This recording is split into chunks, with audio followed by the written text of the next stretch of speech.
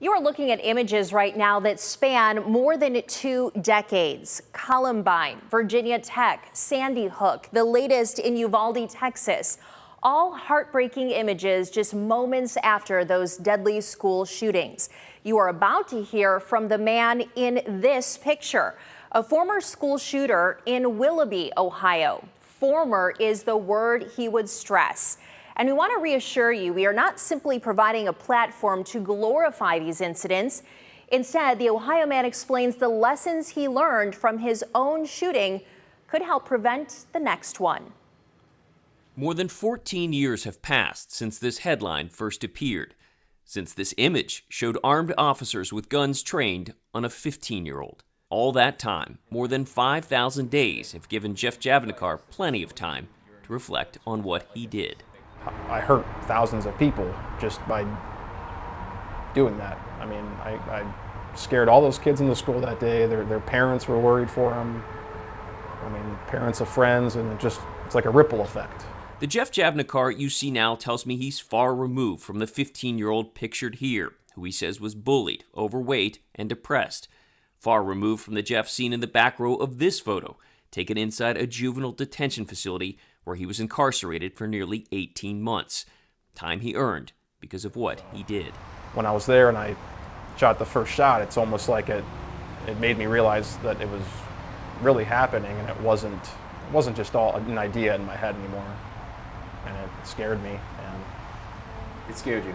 Yeah. But I know I'm scaring hundreds of other kids, but what I'm trying to say is it almost kicked me back into reality out of that fantasy or delusional mindset I had, and it just hit me that I was really doing what I was thinking about doing. At that moment, you realized you were a school shooter. Yep. This file news footage shows an oddly familiar scene in America, the looks of concern on the faces of parents and students. What you don't see is Jeff, who was eventually let out to authorities by 2 administrators. Inside Willoughby, Ohio's South High School, Jeff described what unfolded. 2 shots. One hit the ceiling, the other a trophy case. It happened so fast. I turned a corner as soon as I shot that first shot, and I met somebody face to face, another student, and he was like mid-walk, and he stopped. It was because I just shot the shot, turned the corner, and I saw his eyes. I'll never forget that. He looked at me like, oh my God, just out of shock. And I told him that I'm not going to hurt you, I'm not going to hurt anybody. And I was almost like crying, I was trembling, and he ran. No one was hurt, but Jeff had been hurting and spent weeks planning to kill himself, but do it in what he called a bigger way. So for me, it was more so about releasing a message or letting people know how I really felt inside, not to bully kids, not to mess around with kids. So it was more about just letting people know that message, but obviously I did it in the wrong way. So almost in the way of the sense of like you wanted people to understand the hurt you were enduring. Yeah. Even if that meant hurting others. Yeah, and another thing I wanted to make clear too is before the day that it happened, I probably had some ideas of hurting certain individuals, possibly, people that picked on me growing up. But the day that it happened, I actually, and I can say this knowing it's 100% true to myself, I did not have any thoughts of hurting anybody that day while I was doing it. Jeff credits 2 school administrators with saving his life. They convinced him to put the gun down away from his own head. During his time incarcerated, Jeff says he finished high school, got counseling, thought about his feelings and his actions, and his previous fascination with school shootings. In the months leading up to his incident, Columbine had become a focus of his internet searches. So I think the sensationalism of how much media attention they get did play a role in me wanting to do something similar in that way. Yeah.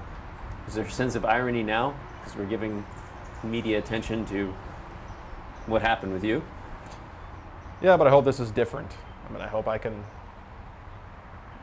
share a message or share something that will help somebody or something.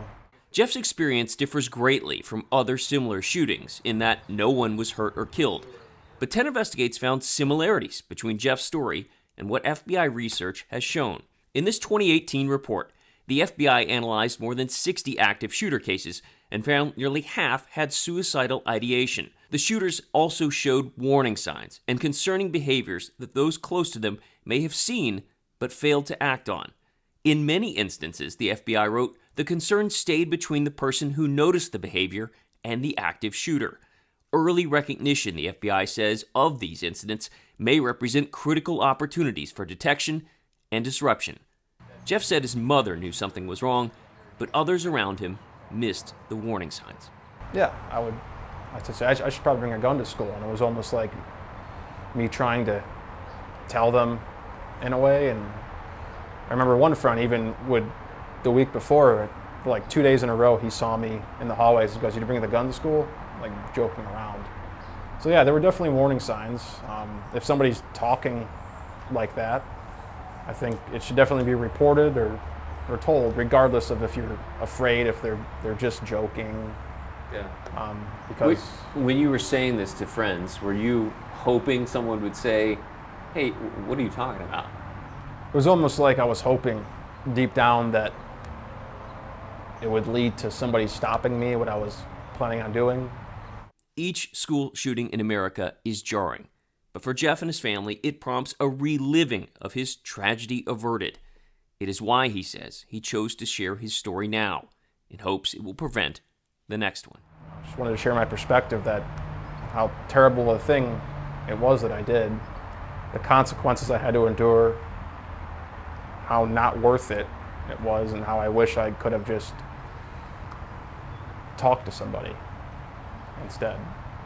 Bennett Haberly, 10 Investigates. He says in his view, there is no binary solution to stopping these shootings. He sees a need for both increased gun control and a focus on addressing mental health. 25 school shootings in Ohio dating back to 1970, nearly half since 2000. Only 3 of the shooters had a previous mental health diagnosis.